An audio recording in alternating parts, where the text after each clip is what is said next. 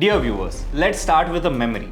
Just a year ago, after the Maharashtra Assembly elections, many people were writing Congress's political obituary.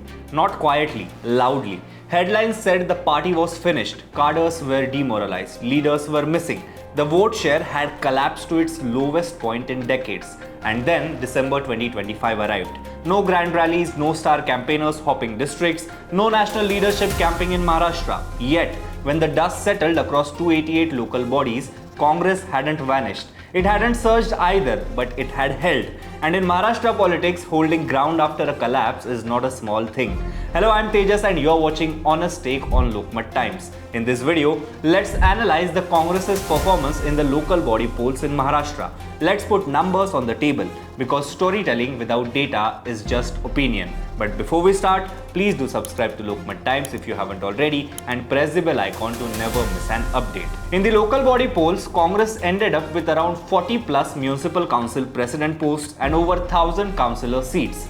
In a state where the ruling alliance swept nearly 3/4 of civic bodies, this wasn't a victory, but it was respectable, especially compared to its allies in the opposition. The Shiv Sena UBT, once the dominant force in municipal politics, struggled to cross double digits in many regions. The Nationalist Congress Party Sharad Pawar fared similarly bad, reduced to scattered pockets. Congress, meanwhile, showed up consistently, not everywhere, but enough to matter, which raises the obvious question. How did a party that failed so badly at the assembly level manage to look steady at the grassroots? Here is the thing most television debates get wrong. They treat local body elections like smaller assembly elections. They aren't. Assembly elections are about faces, narratives, welfare announcements, caste arithmetics, and momentum. Local body elections are about roads that haven't been repaired, water that doesn't arrive on time, contractors everyone knows by name, and councillors who attend funerals and weddings. Different elections, different logics. Congress collapsed in the assembly elections because it lost the narrative war, welfare optics, leadership clarity, and alliance coherence. But local elections don't reward narratives as much as relationships. And Congress, for all its problems, still has relationships with people. If you want to understand Congress's performance, stop looking at Mumbai studios and start looking at Vidarbha. In districts like Chandrapur, Congress did not just survive, it competed seriously. Multiple municipal councils fell to Congress candidates. Councillor tallies crossed triple digits. This wasn't magic, this wasn't sympathy, it was organization that never fully collapsed. Leaders like Vijay Wadettiwar did not wait for Delhi to send instructions. They used local network built over decades. Cooperative bodies, unions, old ward committees, and personal credibility did the heavy lifting. No Rahul Gandhi rally, no high voltage messaging, just people who know whom to call when a water pipe bursts. That matters in municipal elections more than ideology. Now comes the uncomfortable comparison. Why did Congress do better than its own alliance partners? The answer isn't flattering to Congress, it is critical of the others. The post-split Mahavikas Aghadi has a structural problem. It exists more on press releases than on ward maps. Shiv Sena UBT lost a chunk of its municipal muscle after the split. Many corporators defected, old shakhas weakened. The emotional core of the party survived, but the everyday machinery did not. Sharad Pawar's NCP faction meanwhile remained influential at the leadership level, but thin at the municipality level.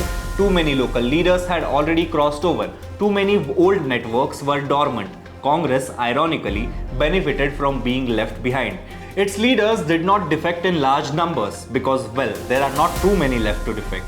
That meant the old, tired but still functioning block level structure remained intact, not dynamic, not expanding, but alive.